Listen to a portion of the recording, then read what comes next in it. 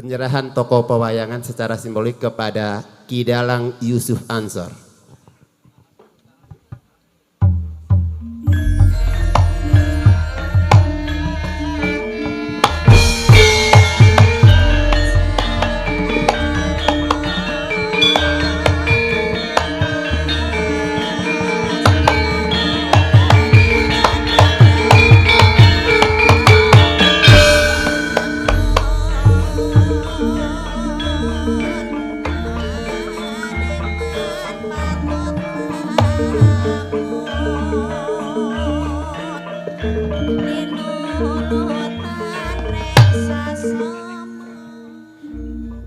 Mari kita berikan tepuk tangan yang meriah sekali lagi buat Bapak Haji Boksu selaku Ketua Umum LSM Triga Nusantara Indonesia dan Ibu Haja Sinta Istiqomah Solamede sebagai Ketua Nasional Ikatan Wanita Triga Nusantara Indonesia yang telah memberikan kita kekuatan yang baru bahwa kita adalah bangsa Indonesia, bangsa yang berbudaya, bangsa yang memiliki budi pekerti yang baik, bangsa yang memiliki asas gotong royong yang tinggi untuk membangun masyarakat yang lebih maju, sejajar dan searah, gagah dan perkasa karena ada kebenaran.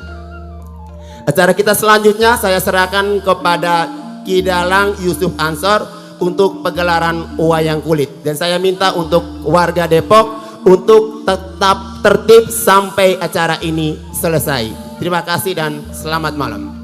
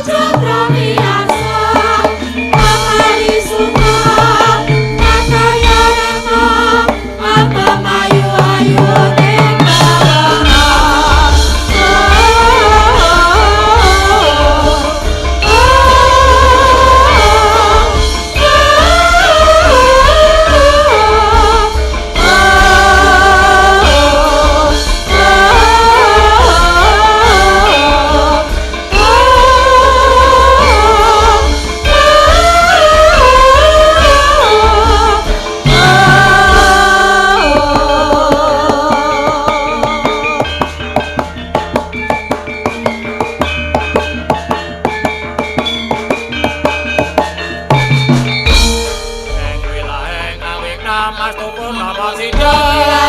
Awek namas tuku nama sida. Awek namas tuku nama sida. Awek namas tuku nama sida.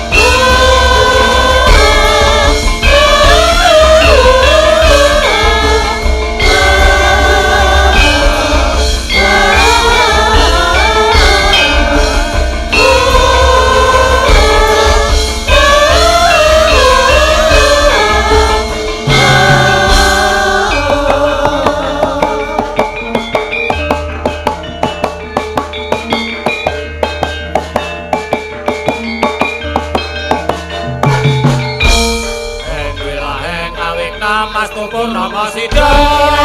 Awek namas tuku nama sida. Awek namas tuku nama sida. Awek namas tuku nama sida.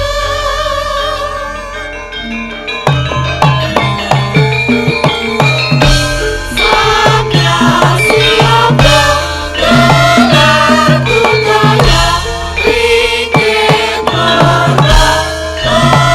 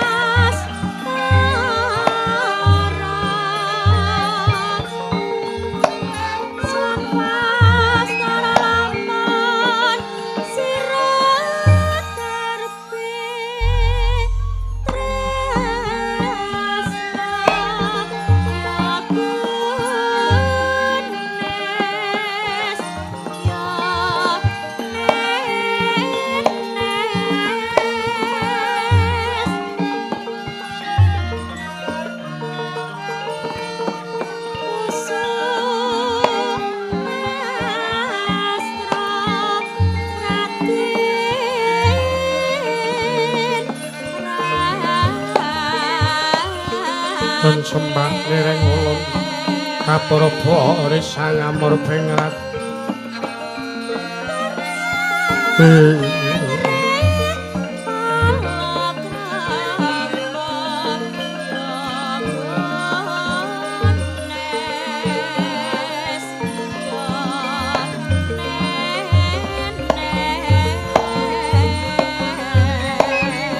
mringsahanan ingkang mringkanan siang tasih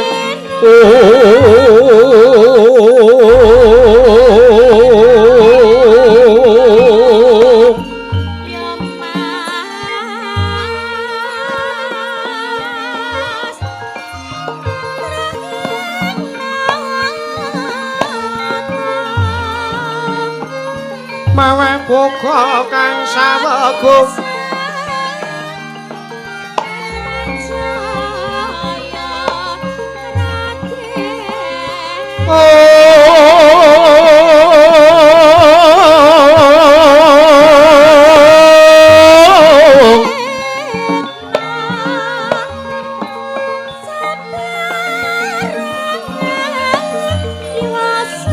Masreng telahan iwang kanan mamuju nyawang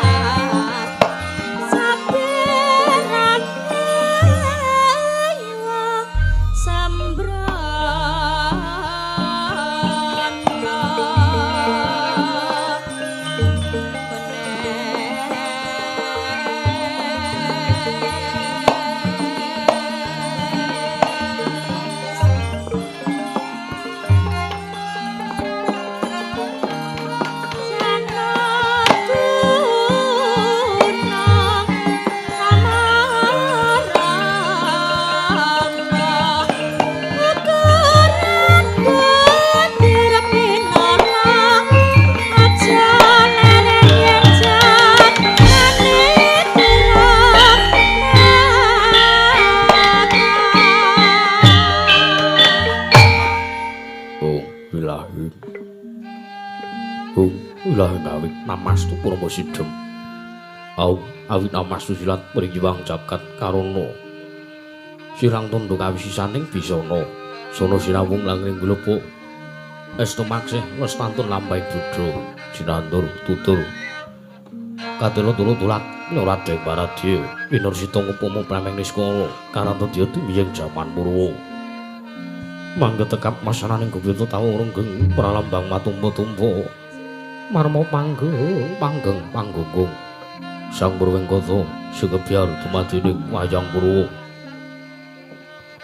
Purwakaning kandha linarik runtuting basa duweng kula ngemusu rasa yen narasaya karaos. Mula jare wangrasa wani kruhing diri rasa rumangsa angrumangsani lir jalma ngilukaca. Jarwe wis aku carita becik wis gumelar jeneng pangliran yaiku sejati namriksani panggelaran inggih Purwa. Surya Candra Darumya Wangkartika wis kira putrating kawasa. Sahari ratri angidri bawana pura tegeng dosina gila gemanti teman dadi petanganing dina. Sasi warsi windu kang 1 abad. Tetungkulan pangkartu mangkarko sina rambun kaya jamanting krembyah dadi padhang kutu-kutu walang atuga buron wono miyang buron toya. Dadi branan tanpa wijalan. Padahal terus naring sang bangkrut nawing ngarsa merbawani jagat mungguing jagat weteng mungup-mungup mungguing kalinganmu kirabang berngangah lamun gaek saya dilan-dilan bumi saya dangu sumuruf sang Hyang Araka kantos belakanan kene ngabang esmu jenar kaberbawan sira sang Hyang Basanta tanem tugatone juru yuru yamangku gringgung biru moyo-moyo pucung gunung itu menang gedanu kasiling pramban solonggat lenggut nganti gunung mangkur domego Tanah dawis dangu seleng kaludasi tinur rasa ngopo ya buku garap tegal sawahi Anglur silo tatanom doti sinambi sisindinan mikul garul kuni anggiring rojo kayani sawani anopi rembagan sumur wangi Sang Hyang Arka saya dangu saya inggil wis katon melok sinari jagat duning kiki blapapan lor kidul wetan kulon sinaring jagat kang saya buya turu betik jero ben kukuwung Panandha datan wonten ingkang ngamadani kekunging praja ing loji tengara. Nanging garis 100 talanto kali 1000 jangkep tenaga krana praja ngloji tengara dumadi saking pulo-pulo bebanjaran. Sinasapan kaya pinawi trambi ombak samudra binang langon kang tanpa pagut. Begadeng manunggal kapantuk uruting Cakrawala. Wane-wane cokro wisik sawane kineping jurang tolong kinepung gusirung kinaryu sing peksi lawet lan sarang buruk. Wonten ugi pasisir antar sasra jembarke begaring pasir gumelaring garis pinggir. Tanem tuhang rembuyuk royo-royo karang kitri, roe-roe roning klompo bumi subur masiten mawur. Satengah tinandur pangkar wangkar kawiyan dadi. Burung-burung beban cakrang sang langit, lenggak-lenggok lameh tin mijil saking sendang-sendang mening tirtane. Iline pinara-para layune trambi wadhuk binendung-bendung kinarya nglini sawah bang pategalaning Nara Kesma. Mogal panguling tetani bebasan datan ana bumi sak cengkang ingkang sela. Sedaya tinanduran kang murakabi Pandya Bedari Sri Anglar Pasabinan Yayah Rukmi Sari kang pinangguk Pratiwi. Pategaling go proja kang ngembu godhongane ambyek wae nganti kaya manglu-manglu wit-witane. Pulau kendem pulau simpar pulau gumantung sadotan kuciwa cinawi tukulan kang maweh kesarasaning diri. Inga-inga raja kaya tewen sajayang rembaka lamun miangak laring mangkunan. Lamun wanci sarap surya samya mulih marang kandange dewi-dewi. Tatana carane kandhang angguran jeng palang labet tebih saking tindak Durjana Tuti. Samya sakyek seka kabdi akar keluhuring nusa bangsa tuwin negaring loji tengara. Ono kuwi bang gunung anggung dinongso mrih lestari. Rontumurun ratu merasa dadi guru-guru kaning lingkungan. Langkung-langkung lamun dilati disampun-sampun disanggepan. Sepen tebih saking tindak sanso sinansaya. Wada winata anane mumat sinamatan duwe dirayan. Suwi-wiji semapan sedatening jejiban kang pinuji temah mawujud manunggaling cipta. Rasa karsa ambabar karya. Kenging binasaken negaring loji tengara nalika semulagi mancik marang jaman kencana. Panjang kunjung pasir pamukir jinawi kemari pangartata Raharja. Dasar guru kang gedhe bore padhang jagate dhuwur kuwise turut atuh kuncarane. Turut kasusuring manca praja. Lah sinten wau. Ingkang asta pusaraning adil bangsa. Negaring loji tengara wenangira den ucapna Dusramana Sang Mata. Dosa 10 nama wis mestani. Jujuluk Sang Nata Prabu Bel Kedhuwel Beh, ya Sang Prabu Tontongsot, ya Sang Prabu Suragendela. Nalika semanten lenggah dampar kencana, siniwaka ngandhep sangjaring para satriya.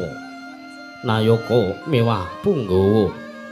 Abdi kinasih abding taman keputren mewah abding katumenggungan. Nalika semanten pepandir sagung kang samya semewa, binayang bayang sangjaring para hapsara hapsari kawis ketingal pepandir sagung kang sasewa kaya robing samudring dedharatan ananging menika tawaranira wiswanira pepantih negaring loji tengara kaya sanggiring para wadyabala wonten sakjawining kedaton negaring loji tengara ananging menika tawaranira patih negaring loji tengara negeri Sang Patih Bayu Kinara.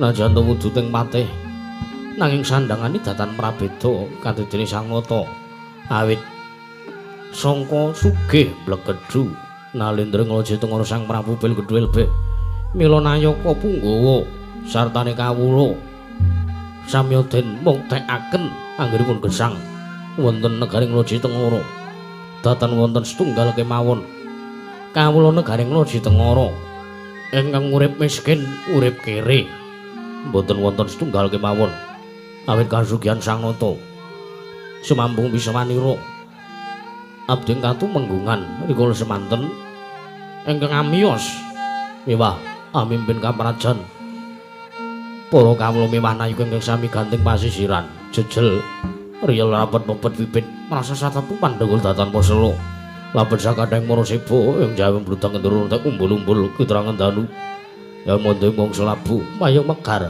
mendih jamur bareng mangsa rendheng tumbah ngrangap kowe jati ngarep mangsa katiga panitunggal tidhem sinem permanem mandring pasewakan negaring loji tengara nanten kekudungan datan ana ingkang obah samirana datan lumampah kapian sumung swananing pradangga miwah pangling waranggana segera murwani pangandikan tetumbang sing pandika Sang Prabu Nonongset ingkang dereng kababaring lisan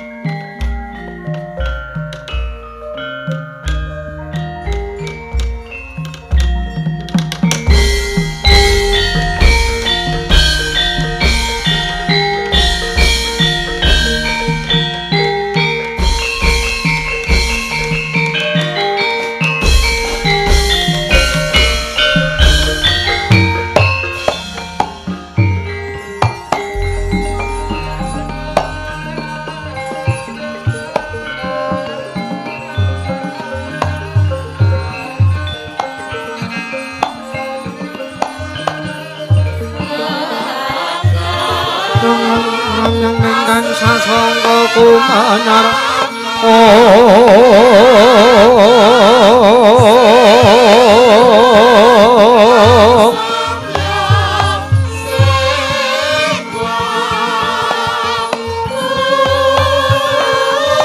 mangan menggore mangget tanpa sering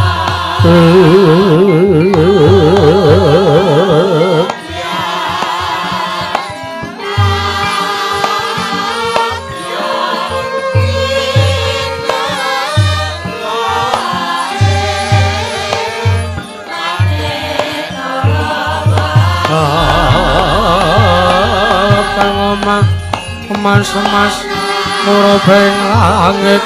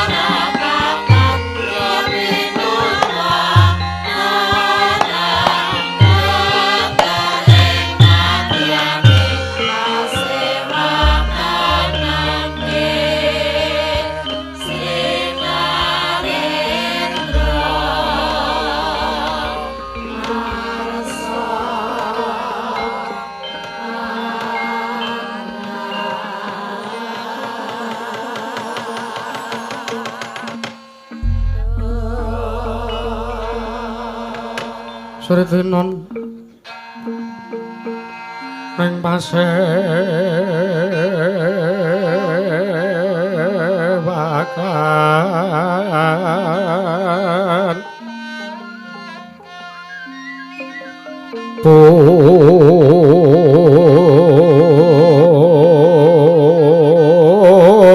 busana maneka warna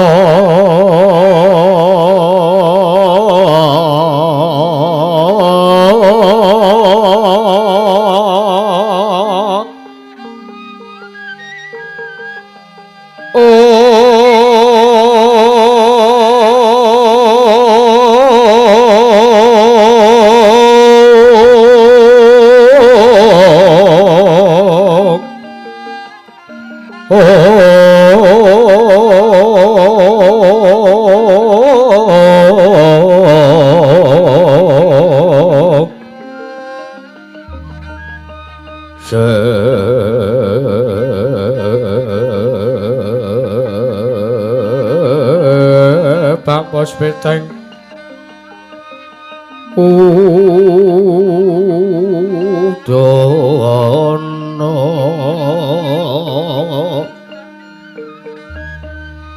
miang mansra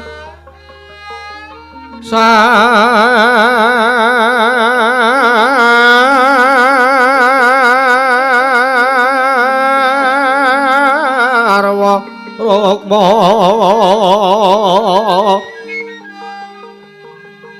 renggeng manik nara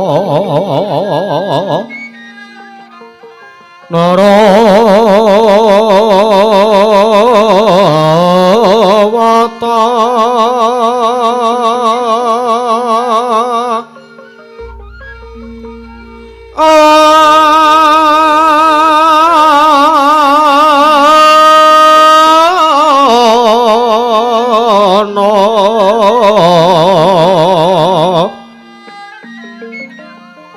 Obro prabanya kang su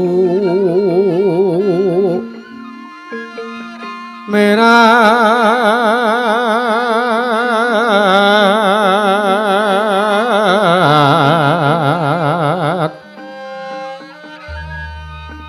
kenyaring teca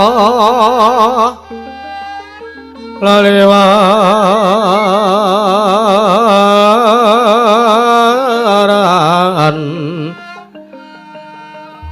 ler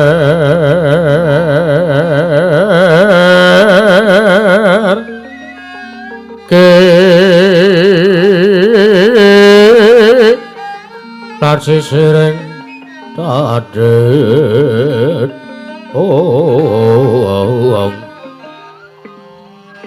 wimbo kekandha amrek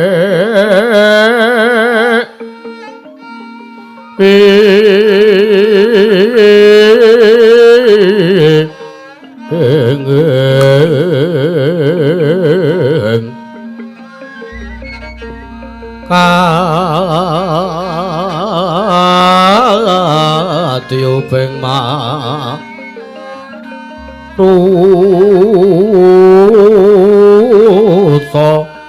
mando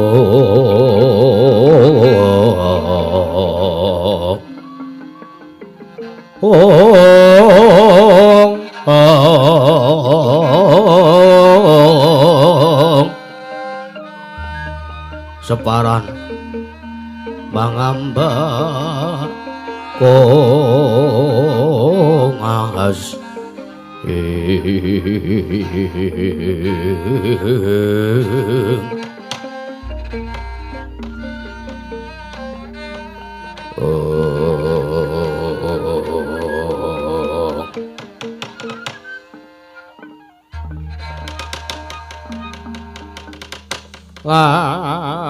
lamun sira angga guru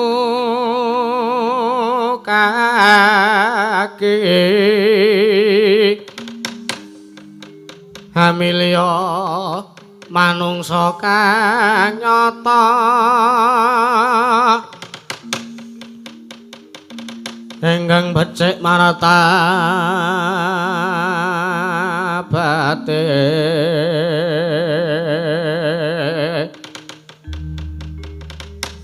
sarta kawruhing hukum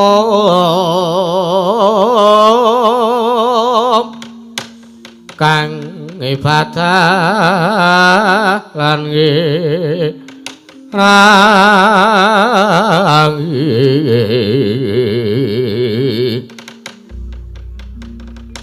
saka wong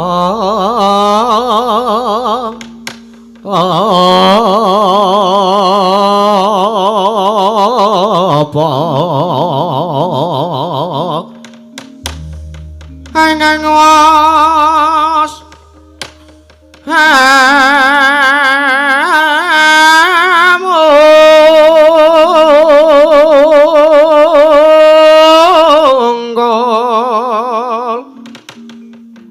tan mikir pawehing liyan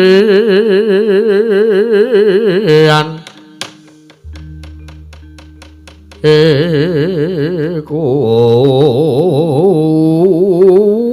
pantes kuranana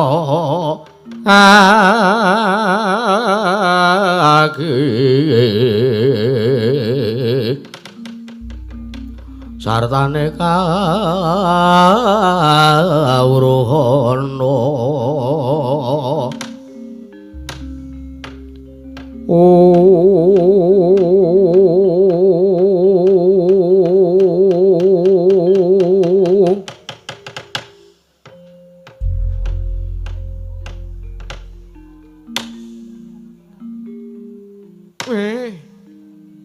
ya jagat pramudita ya jagat pangestu ngara manik diraja ingsun raja dadya nyawaku patih sapa ya wah aku dadi ratu kok pangling karo patihku akeh banget patihku ki masalahe ngene ana patih sandangane padha karo ratu coba to patih nganggo mekutha weh kene ora sangka sugihku ora mungkin ngene iki bandaku ki nek menggo trima nggo jajan bendina ngibarati seyuta ora entek mbok setahun ora bakal entek patih Bayu Kinara iki Bayu Kinara wah suwe banget ora nglakokke iki aku koyo Patih Bayu Kinara sawise sira ngadhep ana ngarsane ingsun padha kanthi raharja sak maratamu Patih Bayu Kinara ya enak nun wonten pangandika ingkang ngadhawuh Gusti kula ingkang sinuwun. Ing Gusti kula ingkang sinuwun. Prabu Bel Kedhuelbe. Sinuwun. Kepareng paduka miji dumateng kawula ndangu maring karjanipun ingkang abdi kepatihan pun Bayu Kinara. Awit berkah pangestunipun Gusti kula sang Utusinun Prabu Tondong Cerot. Ngawur kowe ra. Kowe nek ora sangka aku ki ratu sing seneng gojek karo kawula, nek ora sangka aku ki ratu sing bener-bener merakyat. Wis sak pidana pati lho kowe.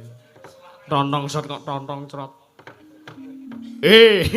Ngapunten sinuwun. Sinuwun Prabu Tontong Sot. Wonten ngarsanipun ingkang abdi kepatihan kepareng paduka.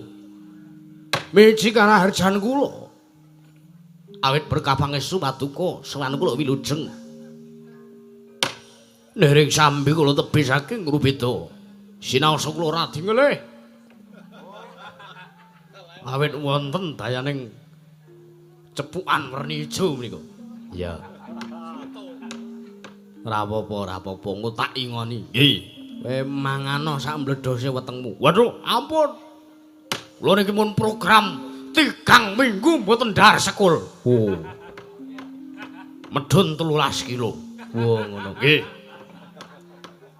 ning emane mriki niki weteng kula sisih ngisor mriki kenging penyakit apa? Herpes. Wah. Wingi pun kula ngidoni rondo. Malah marit, malah parah sinipun. Wo ya ora apa-apa. Diterima-terimake. Nggih. Engko tak ngewangi bantu donga muga-muga penyakitmu ki ndang mari. Nggih. Matur nuwun. Matur nuwun. Ya. Kowe iki patih kok senengane. Wo, kula riyen pemain ketoprak. Oh iya.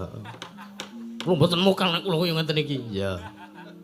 Selamat tekamu. Wilujeng. Ngapunten, wilujeng sowan kula jenengan. Angedring lan sak samunipun kemarang kula ngaturaken sembah. Sumengkeming pangabekti kula kunjuk sanda pepoto paduka Gusti kula Sang Nata sinuwun Prabu bel keduel be. Ya, ngatur bekti karo panjenengan ingsun. Ora lan pangestuku wae tampanana ya Teh. Sampun kawula pundi ndadosna jimat paribe ndayana ning kasantosan. Parang pangestu paduka badhe kula cincang pucake weni. Dumawing widang rumeketing werdaya.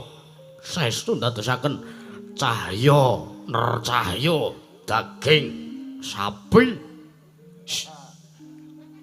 Daging rah kayiwanan. Kowe ngadhep ratu iki pasewakan basamu sak geleme dhewe. Ngapunten. Ya. Nadyanto ingsun iki pancen bener nalendra sing tansah duweni rasa ndarbeni marang para kawula ning nek wayahe pasewakan ingsun kudu wingit. Woe. Ngaten? Ya. Mula kowe aja celathu sikik, kowe aja kokan guyon sikik. Oh nggih. Engko nek tak kon guyon kowe ndagelo sak karepmu. Oh nggih. Wis waken dawet. Dawuh. Aku mengarep takon karo kowe. Bab napa? Matematika. Kudu.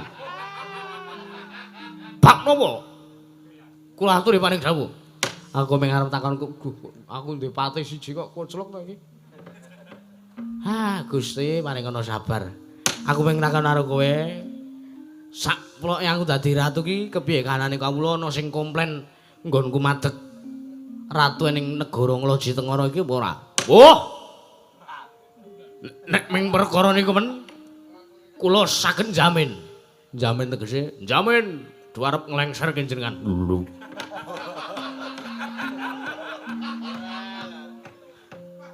Pak Pidanapati nek mboten wah kula omong napa to? Kowe jamin nek kawula arep nglengserke aku. Wah, mboten kaya wah pripun.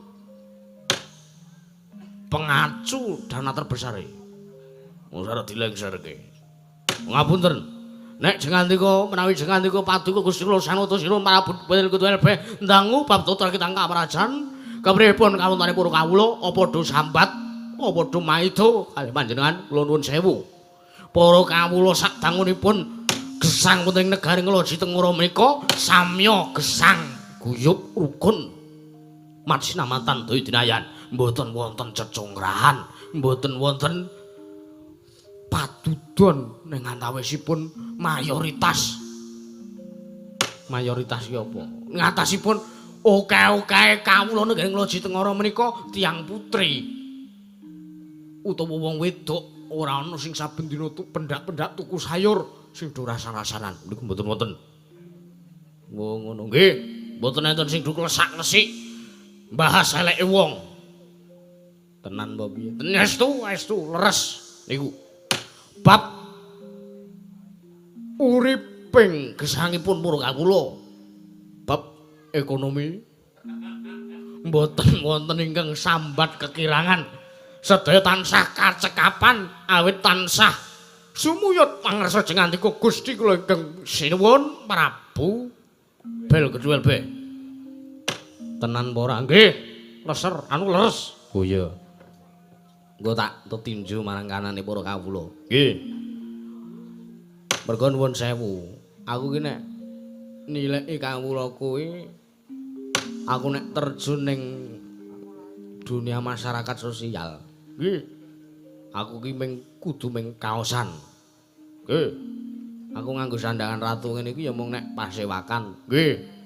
Nek wayahe aku nyangketi para kawula, aku ya kudu macak, kudu namur kawula.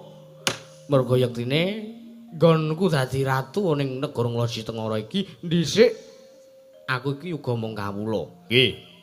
Banjur aku ki ndek gegayuhan. Lah kok kasembadan. Ya syukur alhamdulillah Gusti iki ngrungokke dongane Prabu Belgedwelbe. Mirengke apa kang dadi ujub kacak lan dongane Prabu Tontongsot. Nggih. Kula niku. Kula sakniki nggih. Kula nyuwun donga pangestune sinuwun. Piye? Negari kula riyen. Kadipaten kula inggih sakmenika dados kepatihan. Ya. Kula nembe ndonga mugi-mugi saged diaspal. Oh iya. Nyuwun pandungane. Ya, siap perkara kowe iku tak sengkuyung. Nggih. Sapa kae? Niki. Ya, niki abdi katu menggungan. Jenenge cobi dipun dangu mawon. Oh iya. Tumenggung padha parayaga sak sewanmu tumenggung sapa kang dadi aranmu. Lono namen pasang Klimantabe. Dinebehno kula ndrido mawang tawang-tawang. Linepatno ing tolak manu sinuwun. Pareng paduka animbali dumateng ingkang abdipun ing katumenggungan ingkang abdipun Nira Dwiatmaja. Kepareng wilujeng pisowan kula marang sanipun Sinuwun Prabu Belgedwelbe kepareng kula ngaturaken bekti kula kunjuk tak tampa pangestuku tampanana. Nggih, sampun kawula pundi. Sik, jenengmu sapa? Inggih, kula pun ingkang abdipun ing katumenggungan inggih asmi kula pun Tumenggung Nira Dwiatmaja. Aku kok krungu jeneng kowe iki sumpek kupingku. Nggih, kados pundi? Rasane kok pengen tak goleke Bagor. Pak, wae Bagor golek mrica. Waduh. Menapa ingkang lepat saking asmanipun ingkang abdi jernyatanipun menika peparingipun tiyang sepuh kula. Ngendikanipun asma Kinarya Japa. Ora ngusik. Sapa jenenge? Nira Dwiatmaja. Kowe iki lenang kok jenengmu wedok banget. Kowe gek ora kedawan jenengmu kedawan. Nggih, saged pun wastani Kimpul ngaten mawon. Oh iya. Oh iya. Oh, kowe sing tau WA bojoku kae to? Nggih.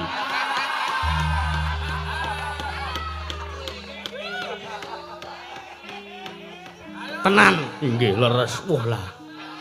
Iblis. Layak to layak bojoku sedina ndingkleng nemeti HP wae. Nyuwun pangapunten. Kula nyuwun lumahe bering sih samudra pangaksami kula ngrumaosi lepat. Ora apa-apa. Apa dikira aku ora iso golek bojone nek bojoku mbok gawa. Waduh. Nek ngaten iki disumbanggake. Dengkule mlocot. Iki mung sak umpamane kok. Oh nggih. Aja tok pindho-pindho neh sing kaya ngoten kaya ngono kuwi. Mboten kula sampun tobat. Heeh. Kula sampun kapok. Ngembet asmane Prabu Belgedwelbe kowe nggawa jenenge negara Nglasi Tengara nek pok orek-orek dhewe kaya ngono kuwi. Aku izin. Iki nyuwun pangapunten.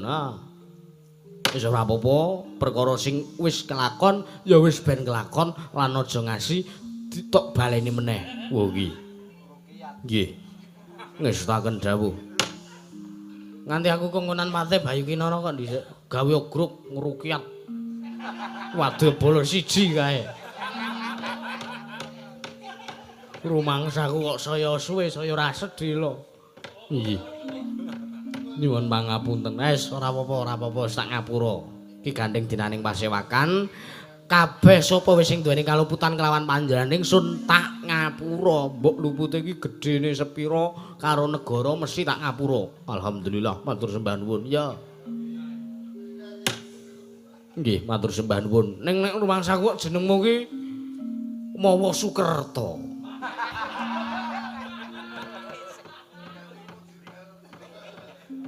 Lajeng badhe dipun gantos sinten? Kowe tak ganti jeneng kowe ya. Nggih. Kowe tak ganti jeneng, kowe dadi Tumenggung Panigas Rikma. Waduh.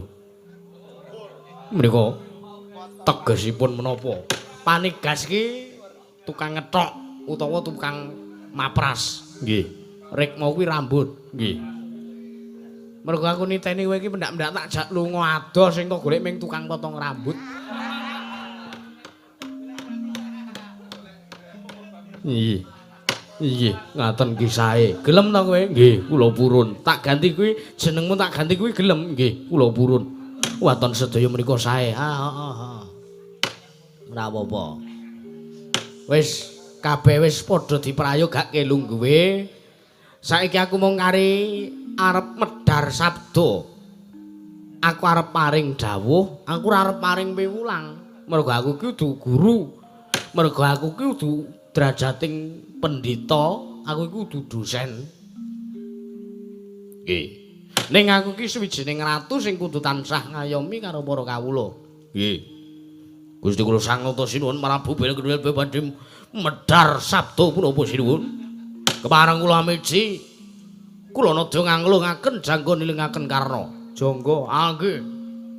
Karep kula beda nek jangga kula ndak ketiban gong loro niku. Kula ganti jangga nilingaken Karna mastuti sabda tama paduka Gusti kula sangnata sinuwun Prabu Belgedel. Ya. Ha iki ngene Pate. Sepisan aku wis dangu karo kowe mau bab kepiye kahanane para kawula ngloji tengara sakwene panjenengan ingsun dadi ratu ning negara ngloji tengara. Ya jer nyatane nuwun sewu ora kok ateges aku ki nyombongke, ora kok ateges aku ki ngapik-apik awakku dhewe ning iki ngene. Merga saka donga lan nggonku mbudidaya golek kamukten ana ing praja ngloji tengara iki mau kabeh bisa kasembatan iso diwujudke. Mula teh anane aku nglumpukke kowe karo kawula-kawula liyane iki aku mung ngarep kepengin ndangu sartane aku mung ngarep kepengin nakokke apa to sing diperlokke dening kanane kawula sak negara ngloji tengara.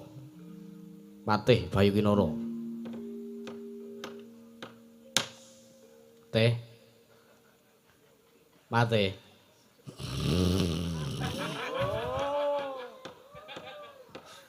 Sanes Patih bodho ngantukan. Ngagi wae mingkem lah ngomong. Teh. Patih Bayu Kinara. Teh. Hei. Wah, kula ngimpi kecemplung jurang. Syukur mulane iki nek jak omongan ora, wah ngapunten. Wah. Ngimpi ketemu wong wedok ayu. Lambemu ora are. Nggih, pripun? Kowe krungu sing tak omongke ora? Lho, panjenengan ngendika menapa? Lah. Wis ngomong semono dawane kudu baleni. Nggih, pripun? Intine ngene, aku mung ngarep kepengin jabarke sepisan apa sing dadi pepinginane para kawula pengin tak sembadani. Kawula kepengin nganakke apa, kawula kepengin duweni apa kabeh tak turutane, kabeh tak sembadanane. Nggih. Sing ping pindhone. Pripun? Jurune aku dadi ratu ya Nalendra. Ana ing negara ngloji tengara iki aku ngrumangsa ora jenjem, aku rumangsa ora tentrem. Lho. Perkawisipun perkarane ora kok mergo lehku ancik-ancik lehku nggayuh kamungten negara ngloji tengara iki sira ancik-ancik kesangsaraning liyan kuwi ora. Nggih. Ning aku ngrasake ora tentrem jroning penggalih Prabu Belgedel iki merga pancen ana bab suwijining perkara sing aku ngrumangsani kok iki ora srek, iki ora pantes nek gumelar ning jagat. Lha pripun? Coba to. Kepiye miturut pemanggihmu nek ana sawijining negara karo kadange dhewe. Dadi Kakang Adi negarane loro. Nggih, kakangne di negara dhewe, nggih, adine ya di negara dhewe. Nggih. Negarane adine iki marep dijajah karo kakangne. Miturutmu piye? Wah! Lek kowe mboten nrimo. Ya sing sabar. Lho. Maksude pripun? Niku lak senes njeglongke kula niku to? Ora. Aku ora arep nakoki kowe eneng kethek karo bapakne, anake ditabrak. Bapakne nesu apa ora? Oh, kula nggih nesu. Ya sing sabar. Waduh. Kejeblongan aku wis sing sabar tenan to. Kowe ora trimo? Mboten. Nek umpamane negarane adine kuwi mau dijajah karo kakangne kowe ora trimo. Kula mboten trimo. Lah, mula kuwi gegayuhanku penjajahan di atas dunia iki mau kudu dihapus. Nggih, mergo ora cocok karo pri kamanungsan lan pri keadilan. Nggih, sartane maju obahing bangsa kowe mau didasari kanthi watak siji ketuhanan yang Maha Esa. Nggih. Sak teruse ngono kuwi. Nggih. Pripun? Kula tanggap. Ah. Ning ngapunten, kula niku malah nyepake buku IPS. Ora apa-apa. Wong jaman saiki IPS karo PKN dadi siji kok. Ngaten. Iya. Mula teh mesti kowe penasaran. Nggih. Sinten? Nomere pinten nomere? Nomere. Ayo mboten. Sing tak maksud negara siji karo negara A karo B iki lho. Nggih. Pripun? Ya kuwi negara sing jajah negarane adine dhewe ora kejaba mung negara Ngastina. Sing dilungguhi jeneng Nalendra ya kuwi sing jeneng Prabu Duryudana. Nalendra kuwi gagah, pancen gedhe dhuwur pawakane canja bagus. Nggih. Sugih, nggih. Blegedu, nggih. Herbondo Bandu, nggih. Sugih Brono Picis. Nggih. Seperapat jagat duweke Prabu Duryudana. Ora dhuwur-dhuwur nganti sasar susuramu aku. Nggih, pripun? Ning negara kuwi mau ayem, ning urung ayem. Negara kuwi mau ketok subur ning urung makmur. Nggih. Lajeng pripun? Mula niatku ning kene iki mung arep ngelingke karo Prabu Duryudana sak kawulane, sak Kurawa-Kurawane ben karo Pandhawa kuwi tansah nggegeki marang pranatan Nalendra sing becik, Nalendra sing adil, aja ngasih ana dak-daning masulayan antarane Pandhawa lan Kurawa teh. Anjreng Kang Puspita rum. Hasilering samirana amre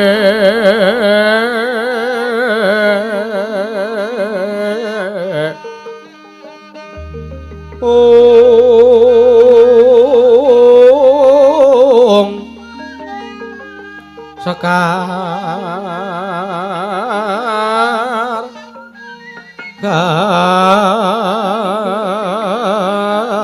kadung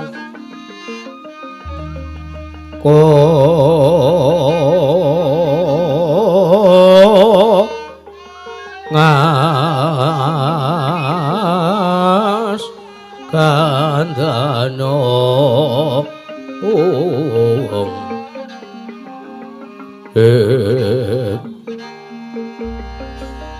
mawe raras retnaning driya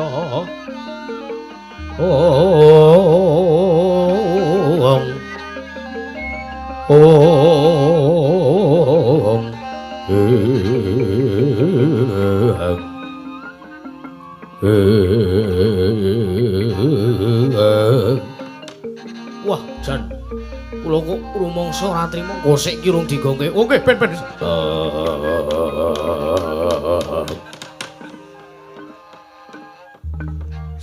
Ngawur ora entek. Dereng entek to? Urung. Wah, jan. Wah.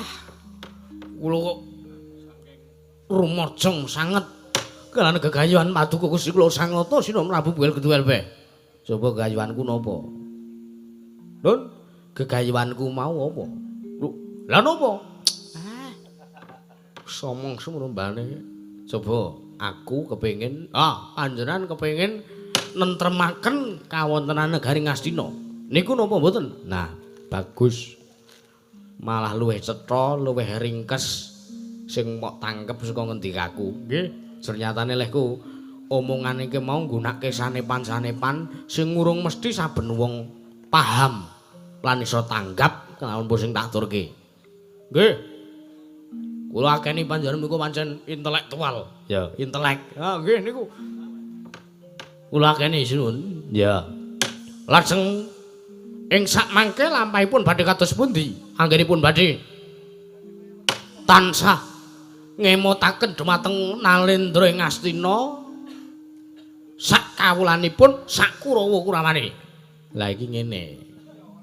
Nek aku ngetok dhewe, aku njedel dhewe ning negara Ngastina ngelikke aku engko khotbah ning kono.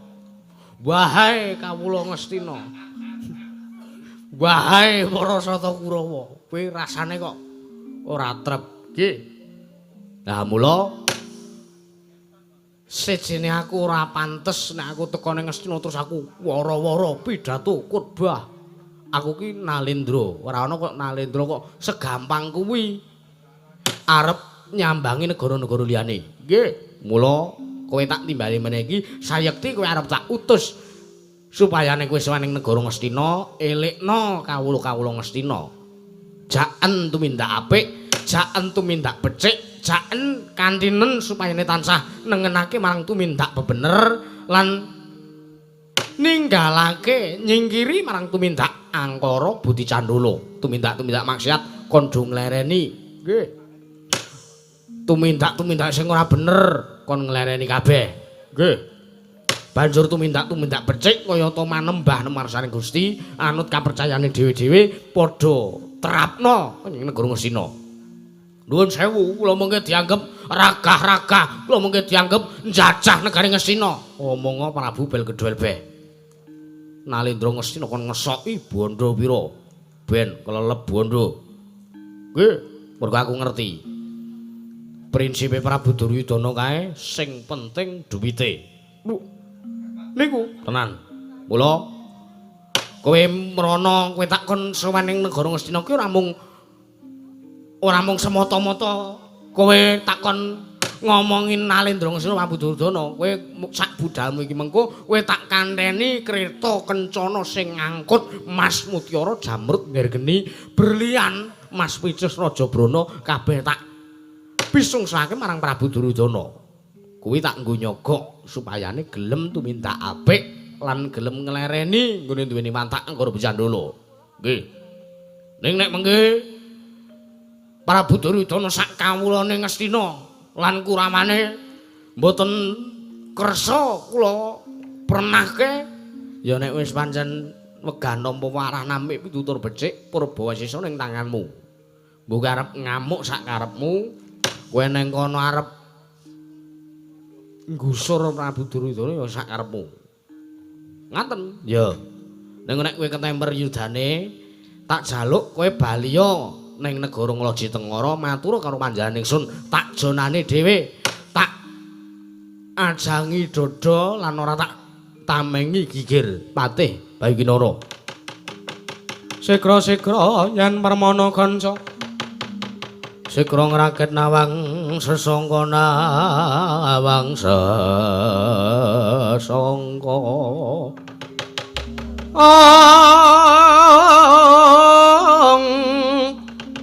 Nalendra mbok marwa sing sang katri gumulung mangrombak ing wadya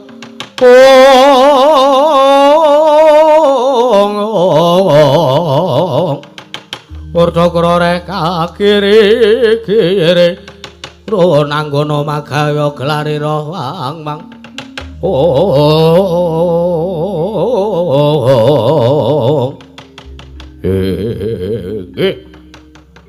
Kula sampun tanggap lan kula sampun mangertos lan kula pitados mateng menapa ingkang dados gayuhan matuku Gusti kula sangata Sira Prabu Sira Prabu Tontongsot. Ya.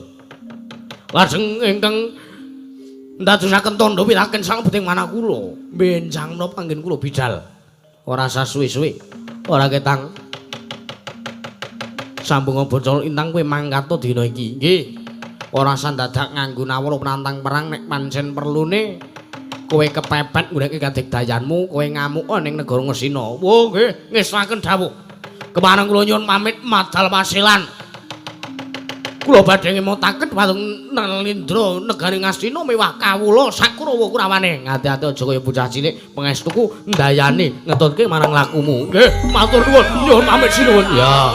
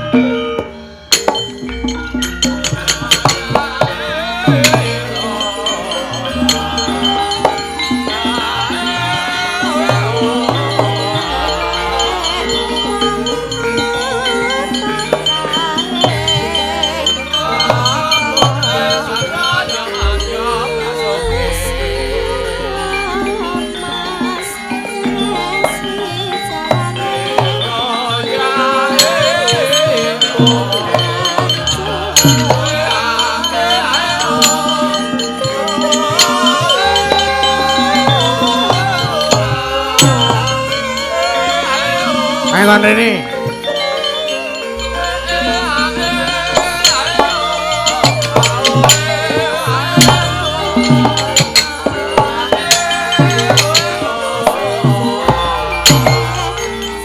Sore ning kabeh.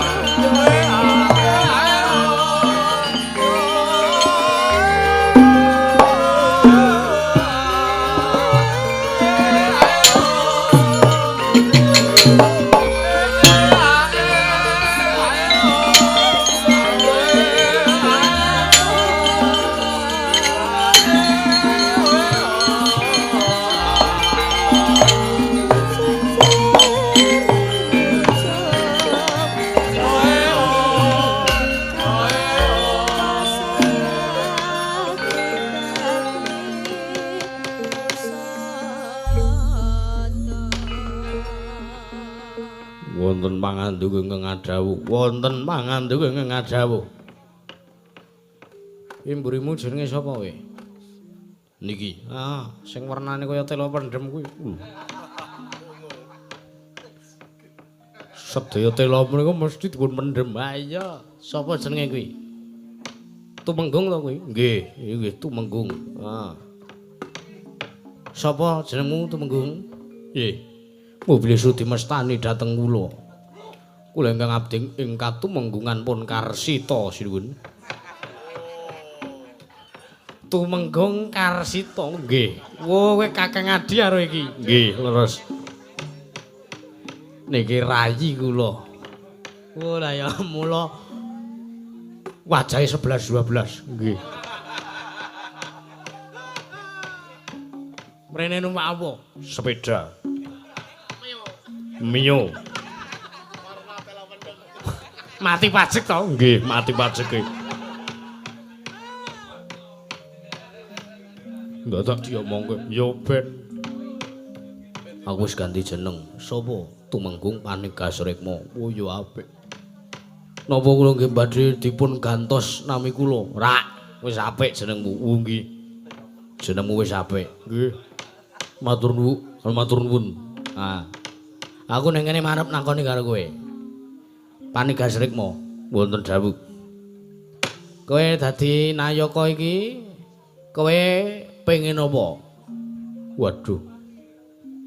Kula kok malah perkewuh. Wis rasa perkewuh, wis anggepen kaya negaramu dhewe. Oh nggih. Kula kepengin dados nalendra teng negari Ngloji Tengara. Dengkulmu kuwi. Angendikanipun kula aturi dipun aturi nganggep kados dene negaranipun nggih kula kepengin lenggah dampar negari Ngloji Tengara. Iki sengane kok ora. Ku beri satu permintaan.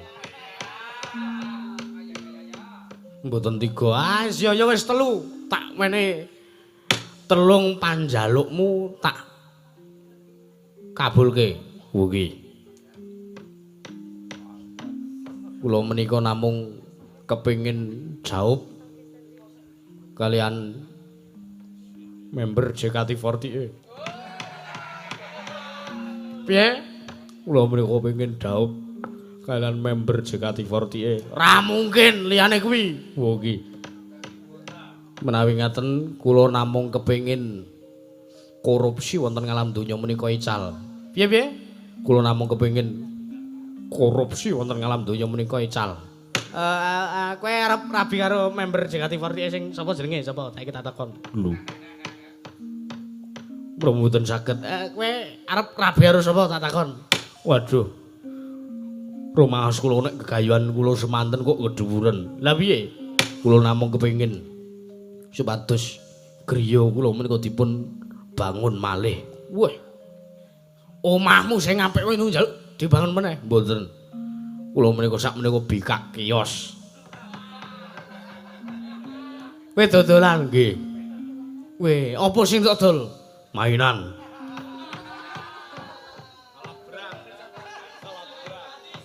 Sing cewek ayu kula gratisi. Elek senianmu ki elek. Mboten. Menika namung kagem brand ambassador kemawon. Ya. Ukurane pira? 10 12 ya tak gaweke. Nggih. Kowe arep dodol dolanan mbuh saka penjuru donya ngendi wae tak sembadani. Nggih. Sing nyuple stok dolanan aku wae ya. Nggih, ngestaken dawuh. Matur sembah nuwun sanget. Ha. Nggih, ngestaken dawuh. Ha. Kakangmu pengen apa? Niki. Kang. Oh. Pengen apa? Mboten. Kula mung kepengin supayane dagangan dolanan kula menika payu. Sing dodol adimu? Nggih. Sing pengen payu kowe? Nggih. Kula nggih namung nderek kalian usahanipun adi kula. Ya kelakon. Nggih. Kowe gampang, kowe mung cukup nglakoni siji perkara. Napa niku? Kowe wiritan ping 3013 eneng ngarep sing dienggo dodolan anakmu. Nggih. Adimu. Nggih. Wektune jam 1 wengi. Oh nggih. Deloken sesuk-esuk. Nggih. Waton leh kowe apa lehmu wiritan ning ngarep kiosmu. Kowe aja ngasih tokomu tutup sedina sewengi kudu 24 jam. Sakloke kowe nglakoni wiritan, kowe ndonga ben dagangane anakmu laris kabeh ora ana alon apa-apa. Nggih. Deloken bar kuwi deloken, esuke deloken. Nggih. Gusis dolanan anakmu. Lho, lha pripun dirampok wong. Panjenengan mekasanipun wis pokoke dongane kuwi. Nggih, ngesraken dawuh matur nuwun. Heeh. Tumenggung wonten dawuh. Ha iki gandeng mau budale si Patih Bayu Kinara kae kudu diamping-ampingi mundhak mengko ndadekke perkara Wadyabala jim setan mriprayangan ilu-ilu banaspati angklek-angklek balung atandak budalno kabeh. Oh nggih, ngesraken dawuh. Nyuwun pamit matur pasilan. sak banjure kuwi dawono supayane nggone budal ing negara Ngastina ngampingi kelawan lakune Patih Bayu Kinara supayane laku dedemitan teges ora ketok. Oh nggih. Sak banjure kuwi budalno kabeh. Nggih, kok bulan bali to. Wis budalno intine budalno. Oh nggih. Karsita wonten dawuh. Budal kang padha sebo gandeng kabeh wis purna. Oh nggih, ngestakaken dawuh. Jeneng Senadya kundur kedaton. Nggih, ngestakaken dawuh. Nyun pamit madal pasilan. Kandilan Sanghyang Surya nggo madhangi lakumu Karsita lan kowe Nira Dwiatmaja.